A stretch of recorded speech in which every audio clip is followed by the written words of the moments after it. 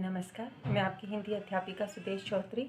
आज हम करने जा रहे हैं हमारी बसंत भाग 2 का अध्याय 5, जिसका शीर्षक है मिठाई वाला। तो चलिए आरंभ करते हैं। तो आज हम अपने जो बसंत भाग 2 का जो 5वां अध्याय है मिठाई वाला, उसका भाग 2 करने जा रहे हैं। चलिए आरंभ करते हैं। पिछले भाग में हमने पढ़ा था कि किस प्रकार से जो मिठाई वाला है उसका स्वर कितना खिलौने बेचने आता है पहले वो, और उसका स्वर कितना मीठा होता है। बहुत कम सस्ते दाम में 2-2 पैसे में वो खिलौने दे देता है, जिससे जो रोहिणी है, विजय बहादुर की पत्नी और चुन्नू मुन्नी की माँ, उसको बड़ा आश्चर्य होता है कि इतने कम दाम में कैसे दे सकता है। और बच्चों और जो बाद में जो खिलौने वाला मुरलियाँ बेचने आता है उनके बीच का रिश्ता दिखाया गया कि कितना अच्छा रिश्ता है बच्चों के साथ मुरलिया वाले का। तो अब हम आगे करते हैं। आज अपने मकान में बैठी हुई रोहिणी मुरली वाले की बातें सुनती रही। आज भी उसने अनुभव किया, बच्चों के साथ इतने प्यार से बातें करने वाला फेरी वाला पहले कभी नहीं आया। फिर वह सौदा भी कैसा सस्ता बेचता है, भला आदमी जान पड़ता है। समय की बात है जो बेचारा इस तरह मारा मारा फिरता है, पेट जो न कराए सो थोड़ा। अब जो रोहिणी है वो पहले ही उत्सुक थी खिलौने वाले के बारे में जानने के लिए, लेकिन अब क्या है कि वो उस जो खिलौने वाला मूली वाले की सारी बातें वो बैठकर अंदर, घर के अंदर बैठकर सुन रही है। तो उसको बड़ा आश्चर्य होता है कि ऐसा खिलौने वाला तो उसने कभी नहीं देखा जो बच्चों से इतने प्यार से बातें करता हो और इतने सस्ते दाम पर खिलौने बेचता हो। फिर वो सोचते कि कोई भला इंसान होगा। अब पेट जो न कराए सो थोड़ा, इसका मतलब है कि उसे ये लगता है कि ये किसी न किसी प्रकार से असमर्थ है कमाकर खाने में, या कोई भी इसको समस्या है।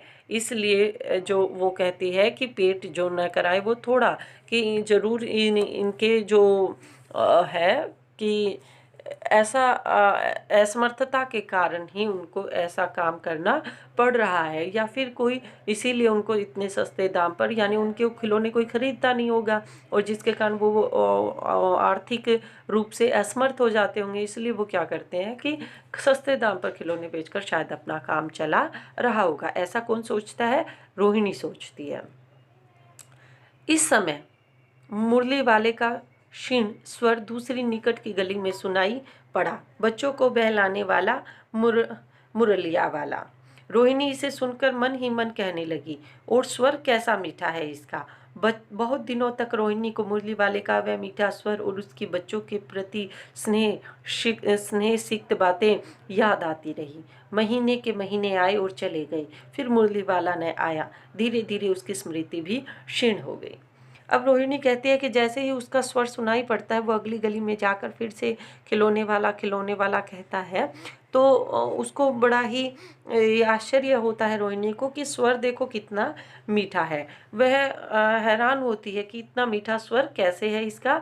तो बहुत दिनों तक जो रोहिणी है उसके मीठे स्वर उसके कानों में गूंजते रहते हैं, उसको याद आते रहते हैं, उसको बार बार वही स्वर याद आते रहते हैं। और जो बच्चों के प्रति उसका स्नेह सिक्त यानी जो प्रेम था, प्रेम भरा जो स्वर था वो भी उसको याद आता है। जो प्रेम भरी जो बातें करते हैं वो भी उसको रोहिणी को याद आती रहती हैं।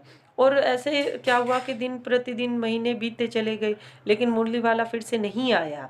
और धीरे धीरे कर कर जो स्मृति यानी कि मुरली वाले की जो याद थी वो भी रोहिणी के जो मस्तिष्क में क्षीण हो गई, यानी कि कम हो गई। 8 मास बाद सर्दी के दिन थे। रोहिणी स्नान करके मकान की छत पर चढ़कर आजानुलंबित केश राशि सुखा रही थी। इस समय नीचे की गली में सुनाई पड़ा, बच्चों को बहलाने वाला मिठाई वाला। अब उस बात को लगभग 8 महीने वो बीत चुके हैं जो मुरलिया बेचने आया था, और 8 महीने बाद फिर सर्दी का समय था और रोहिणी क्या कर रही थी, स्नान कर कर मकान अपने घर की छत पर आजानुलंबित होता है घुटने तक के बाल, कि उसके जो घुटने तक के लंबे बाल थे उनको केश राशि बाल होते हैं, तो बालों को सुखा रही थी। और उसी समय नीचे उसको गली में एक स्वर सुनाई पड़ता है कि बच्चों को बहलाने वाला मिठाई वाला। कि जैसे ही जो स्वर है उसको आवाज़ सुनाई देती है तो वो एकदम से आश्चर्यचकित हो जाती है। उसको फिर से कुछ याद आने लग जाता है, जो जो स्मृति उसकी क्षीण हो गई थी, वो स्मृति, वो याद उसकी फिर से ताज़ा हो जाती है। मिठाई वाले का स्वर उसके लिए परिचित था। झट से रोहिणी नीचे उतर आई। उस समय उसके पति मकान में नहीं थे। हाँ, उनकी वृद्धा दादी थी। रोहिणी उनके निकट आकर बोली, दादी, चुन्नू मुन्नू के लिए मिठाई लेनी है, जरा कमरे में चल कर ठहराओ। मैं उधर कैसे जाऊं? कोई आता न हो। जरा हट कर मैं भी चिक्की ओट से में बैठी रहूंगी। अब जो रोहिणी है वो कहती है कि जैसे ही मिठाई वाले का स्वर सुनते हैं तो उसको जाना पहचाना सा स्वर लगता है। और रोहिणी फटाफट नीचे आती है और अपने उसका उनके जो रोहिणी का जो पति होते हैं वो तो घर होते नहीं है, इसलिए एक बूढ़ी दादी होती है घर पर। तो रोहिणी बूढ़ी दादी को कहती है कि तुम जल्दी से उस मिठाई वाले को बुलाकर कमरे के पास बैठा दो, और अगर मैं उधर जाऊंगी तो हो सकता है कि कोई आदमी, बाहर का आदमी वहां से आता ना और मुझे देख ना ले। तो वो कहते कि मैं वहाँ चिक्की जो पर्दे की ओट में बैठी रहूंगी। तो ये सब दिखाया गया कि किस तरह से उस समय प्रथा प्रथा थी कि दूसरे पराये व्यक्ति के सामने जो युवतियां थी वो नहीं आती थी। इसलिए वो सीधा जाकर प्रत्यक्ष रूप से मिठाई वाले से नहीं मिल सकती थी। लेकिन रोहिणी के मन में उत्सुकता बहुत थी मिठाई वाले से मिलने की। दादी उठकर कमरे में आकर बोली, ए मिठाई वाले, इधर आना। मिठाई वाला निकट आ गया। बोला, कितनी मिठाई दूं माँ? ये नई तरह की मिठाइयाँ हैं, रंग बिरंगी, कुछ कुछ खट्टी, कुछ कुछ मीठी, जायकेदार, बड़ी देर तक मुंह में टिकती हैं, जल्दी नहीं घुलती। बच्चे बड़े चाव से चूसते हैं। इन गुणों के सिवा ये खांसी भी दूर करती है। कितनी दूं? चपटी गोल पहलदार गोलियां हैं, पैसे की 16 देता हूँ। अब जो मिठाई वाला है, दादी बुला लेती है और मिठाई वाला क्या करता है, अपनी जो उसने मिठाई ले रखी है बेचने के लिए, उसकी तारीफ करता है, उसकी तारीफ करता है और बताता है कि ये जो मिठाई है वो कैसी है, खट्टी है, मीठी है, उसका जायका कैसा है। मतलब उसके बारे में जितना कुछ हो सकता था मिठाई वाले ने सारी बातें उसको बता दी। और उसको बताता है कि मैं कितने पैसे में, मतलब 1 पैसे में 16 देता हूँ। कितने पैसे में देते? 1 पैसे में 16 मिठाई देता हूँ। बोली, 16 तो बहुत कम होती है, भला 25 तो देते। मिठाई वाला, नहीं दादी, अधिक नहीं दे सकता, इतना ही देता हूँ। यह अब मैं तुम्हें क्या, खैर मैं अधिक न दे सकूंगा। अब जो मिठाई वाला, दादी कहती है, भाई तू तो 16 ही देता है, 25 तो दे दे। तो मिठाई वाला कहता है, मैं इतना ही दे सकता हूँ, इससे ज़्यादा नहीं दे सकता। अब वो मिठाई वाला बात बीच में छोड़ देता है, कहता है कि अब मैं तुमसे क्या इस बात पे चर्चा करूं, जाने दो। और इतना कहता है कि मैं बस इतना ही दूंगा, अधिक नहीं दे सकूंगा। रोहिणी दादी के पास ही थी। बोली, दादी फिर भी काफ़ी सस्ता दे रहा है, 4 पैसे की ले लो, यह पैसे रहे। मिठाई वाला मिठाइयाँ गिनने लगा। रोहिणी जो सारा दृश्य था, वो अपनी मिठाई की जो तारीफ कर रहा था, वो सारा दृश्य रोहिणी पर्दे के पीछे से देख रही थी।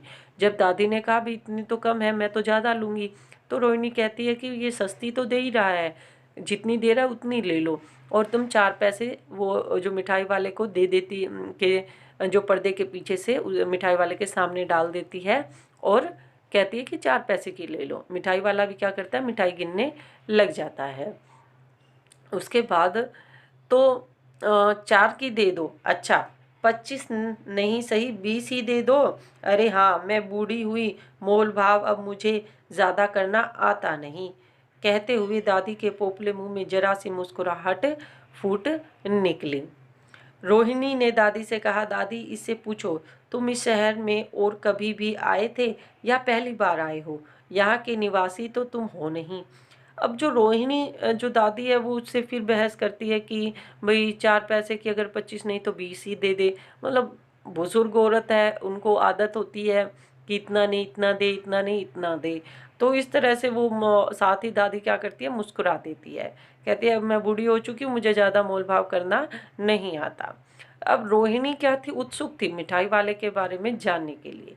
तो रोहिणी कहती है दादी से कि पूछो, ये इस शहर का तो नहीं लगता, यहाँ पर का निवासी तो नहीं लगता, ये कहाँ से आया है, या ये पहले भी आया हुआ है या पहली बार आया है। वो जानना चाहती थी, क्या खिलौने बेचने वाला, मुरलिया बेचने वाला वो यही मिठाई वाला है, या फिर वो कोई और था और ये कोई और है। तो इसी उत्सुकता के कारण रोहिणी सवाल करती है। दादी ने इस कथन को दोहराने की चेष्टा की ही थी कि मिठाई वाले ने उत्तर दिया, पहली बार नहीं और भी कई बार आ चुका हूँ। क्योंकि जो रोहिणी थी वो पर्दे के पीछे थी, मिठाई वाला सामने ही बैठा था। मिठाई वाले ने सुन लिया तो दादी ने इससे कहा था रोहिणी ने क्या पूछिए, तो दादी ने जैसे ही पूछने की कोशिश की, मिठाई वाले ने पहले ही उसका उत्तर दे दिया और कहा कि मैं पहली बार नहीं आया हूँ, मैं पहले भी कई बार आ चुका हूँ। रोहिणी चिक की आड़ ही से बोली, पहले यही मिठाई बेचते हुए आए थे या कोई चीज़ लेकर आए थे, और कोई चीज़ लेकर आए थे। अब रोहिणी फिर वही जानना चाहती है कि ये वही खिलौने वाला मूलिया वाला है या फिर ये कोई नया ही आया है। तो उसे फिर से प्रश्न करती है कि तुम बताओ, पहले कुछ और लेकर आए थे या फिर मिठाई लेकर आए थे। मिठाई वाला हर्ष, संन्यास और विस्मयादि भावों में डूबकर बोला, इससे पहले मुरली लेकर आया था और उससे भी पहले खिलौने लेकर। मिठाई वाला हर्ष यानी खुशी से, संदेह, भाई ये पूछ क्यों रही है। मिठाई वाले को भी संदेह हो रहा था, आशंका हो रही थी भी किस लिए पूछ रही है। और विस्मय आदि यानी कि आश्चर्यचकित भावों में डूबकर, सोच में डूबकर बोला कि मैं पहली बार नहीं आया हूँ, इससे पहले मुरली बेचने आया था, उससे पहले मैं खिलौने बेचने आया था। रोहिणी का अनुमान ठीक निकला।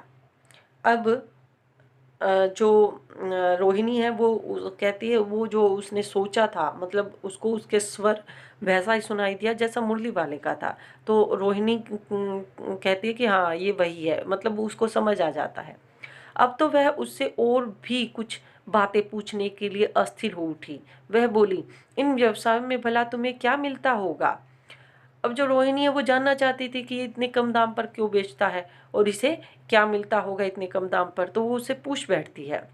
वह बोला, मिलता भला क्या है, यही खाने भर को मिल जाता है, कभी नहीं भी मिलता, पर हाँ संतोष, धीरज और कभी कभी असीम सुख जरूर मिलता है, और यही मैं चाहता भी हूँ। अब वो कहता है कि मैं इतने कम दाम में बेच रहा हूँ, मुझे कुछ नहीं मिलता, कभी कभी खाने को मिल जाता है और कभी वो भी नहीं मिलता। मतलब लोग बहुत कम दाम पर खरीदते हैं, लेकिन फिर भी मिठाई वाला कहता है मुझे संतोष मिलता है, शांति मिलती है, धीरज मिलता है, मेरा धैर्य बना रहता है, और मुझे असीम सुख जिसकी कोई सीमा नहीं होती, इतना सुख मुझे यहाँ पर इन बच्चों के साथ प्राप्त होता है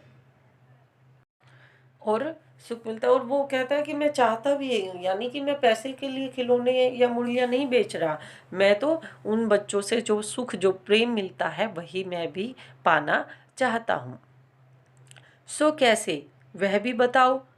अब व्यर्थ उन बातों की क्यों चर्चा करूं, उन्हें आप जाने ही दें, उन बातों को सुनकर आपको दुख ही होगा। अब रोहिणी की उत्सुकता और बढ़ गई। वो कहती है भी तुम बच्चों के प्यार से अपना काम चला लेते हो, ऐसा कैसे हो सकता है, तुम मुझे बताओ कि ऐसा कैसे हो सकता है। तो जो मिठाई वाला है वो कहता है कि जाने दो, उस बात पे क्यों चर्चा कर रहे हो, अगर मैं आपको बताऊंगा तो आपको भी वह बात जानकर दुखी होगा। जब इतना बताया है तब और भी बता दो, मैं बहुत उत्सुक हूँ, तुम्हारा हर्जा नहीं होगा, मिठाई मैं और भी ले लूँगी। अब रोहिणी है वो मिठाई वाले से साफ साफ कह देती है कि मैं आपके बारे में जानने की इच्छुक हूँ, मुझे जितना बता सकते हो तुम बता दो, और मैं तुम्हारा हर्जा मतलब नुकसान नहीं होने दूंगी। अगर तुम्हें ये लग रहा है कि यहाँ पर बहुत समय लग रहा है और मुझे और घरों में मिठाई बेचनी है और बच्चों को मिठाई बेचनी है, तो मैं तुम्हारी और भी मिठाई खरीद लूँगी, लेकिन तुम अपने बारे में मुझे बताते ज़रूर जाओ। अतिशय गंभीरता के साथ मिठाई वाले ने कहा, मैं भी अपने नगर का एक प्रतिष्ठित आदमी हूँ।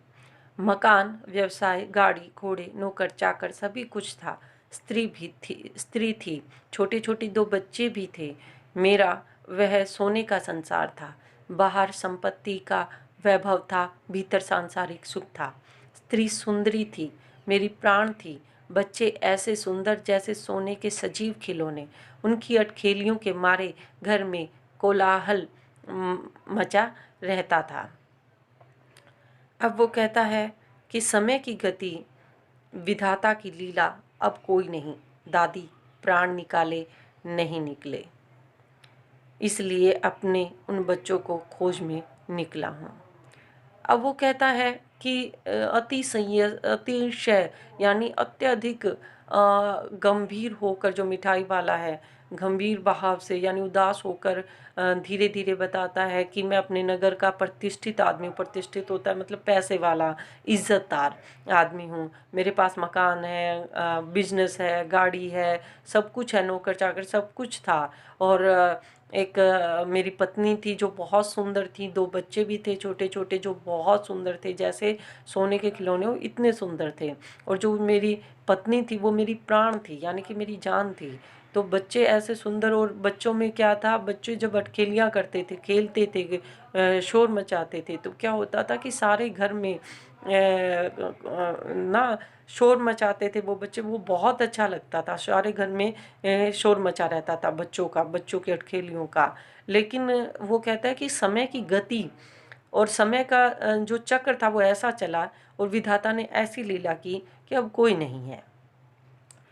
अब वो दादी के बहाने से, क्योंकि वो पूछ तो कौन रही है, रोहिणी पूछ रही है, लेकिन मिठाई वाले के सामने कौन बैठी है, दादी बैठी है, क्योंकि रोहिणी दादी के माध्यम से पूछ रही है। तो मिठाई वाला भी दादी को संबोधित करते हुए कहता है, दादी प्राण निकाले नहीं निकले, इसलिए अपने उन बच्चों की खोज में निकला हूँ। अब वो कहता है कि जब मेरे पत्नी मेरे बच्चे नहीं रहे, वो मारे गए या मर गए, तो उनके साथ मैं अपने प्राण तो नहीं दे पाया, लेकिन उनकी खोज में निकला हूँ, यानी उनको ढूंढने निकला हूँ कि शायद उन्हें कहीं ना कहीं दूसरा जन्म लिया हो और किसी ना किसी दूसरे घर में वो पैदा हुए होंगे। इसलिए मैं उनकी खोज में निकला हूँ, और इन छोटे छोटे बच्चों को देखकर मेरा मन बहल जाता है, और जब भी मैं इनको देखता हूँ तो मुझे अपने से बच्चे ही याद आते हैं। वे सब अंत में होंगे तो यहीं कहीं, आखिर कहीं न जन्मे ही होंगे। उस तरह रहता, घुल घुल कर मरता, इस तरह सुख संतोष के साथ मरूंगा। इस तरह के जीवन में कभी कभी अपने उन बच्चों की एक झलक सी मिल जाती है। ऐसा जान पड़ता है जैसे वे इन्हीं के उछल उछल कर हंस खेल रहे हैं। पैसों की कमी थोड़े ही है, आपकी दया से पैसे तो काफ़ी हैं, जो नहीं है इस तरह उसी को पा जाता हूँ।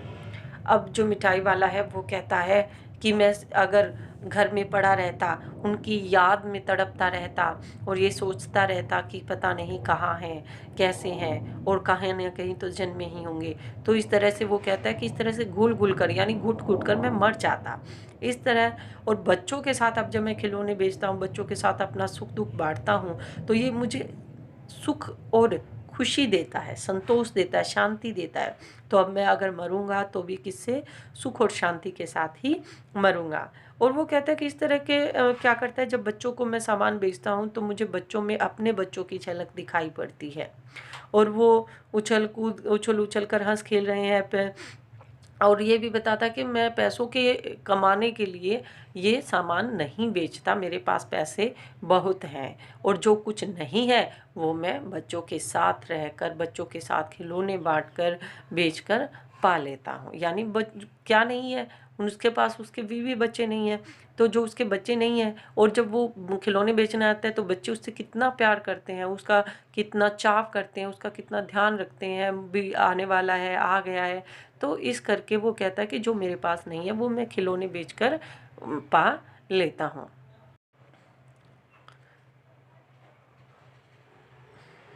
रोहिणी ने अब मिठाई वाले की ओर देखा, उसकी आंखें आंसुओं से तर है। इसी समय चुन्नू मुन्नू आ गए। रोहिणी ने लिपट कर उसका आंचल पकड़कर बोले, अम्मा मिठाई मुझसे लो। यह कहकर तत्काल कागज की 2 पुड़िया मिठाइयों से भरी मिठाई वाले ने चुन्नू मुन्नू को दे दी। रोहिणी ने भीतर से पैसे फेंक दिए। मिठाई वाले ने पेटी उठाई और कहा, अब इस बार ये पैसे न लूँगा। दादी बोली, अरे अरे न न, अपने पैसे लिए जा भाई। तब तक आगे फिर सुनाई पड़ा उसी प्रकार मादक मृदुल स्वर में बच्चों को बहलाने वाला मिठाई वाला।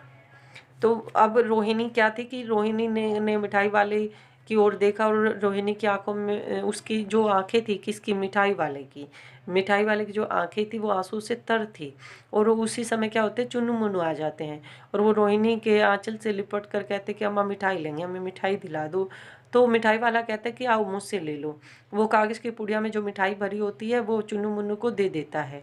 रोहिणी भीतर से जैसे ही पैसे फेंकती है तो वह पेटी उठाकर चला जाता है और कहता है कि इस बार मैं पैसे नहीं लूँगा। और दादी कहती कि अपने पैसे लेते जाओ, लेकिन वो नहीं लेता और इसी प्रकार से अपनी मादक मस्त आवाज़ में गाता हुआ आगे निकल जाता है। यहाँ भाव ये है कि जब वो अपने मन की बात रोहिणी को बताता है तो उसका मन बहुत हल्का हो जाता है, उसको एक असीम शांति प्राप्त होती है। उसको ऐसे लगता है चुन्नू मुन्नू के रूप में जैसे ये उसी के ही बच्चे हैं, और इसलिए वो उनसे पैसे भी नहीं लेता है। तो इस प्रकार से इस कहानी का उद्देश्य यह है कि हम हर काम सिर्फ और सिर्फ पैसे के लिए नहीं करते। हमें वो काम करना चाहिए जो हमें खुशी देता है, सुख देता है, शांति देता है, जिससे हमें हमारे जीवन में पैसे का महत्व अवश्य है, लेकिन जो प्रेम है उसका महत्व पैसे से भी ज़्यादा है। अब देखिए, जो मिठाई वाला है उसके पास पैसे तो बहुत हैं, लेकिन उसके पास क्या नहीं है, उसकी पत्नी, उसके बच्चों का प्रेम नहीं है। इसलिए वो पैसे भी उसके लिए कोई महत्व नहीं रखते हैं, और उसके लिए महत्व रखता है क्या? बच्चों का प्रेम, बच्चों की हथकलियाँ, जिसे देखने के लिए वह एक प्रतिष्ठित व्यक्ति से एक फेरी वाला भी बन गया है। तो इस प्रकार से ये हमारा जो पाठ है मिठाई वाला यहीं पर समाप्त होता है। आशा करती हूँ आपको अच्छा लगेगा। धन्यवाद।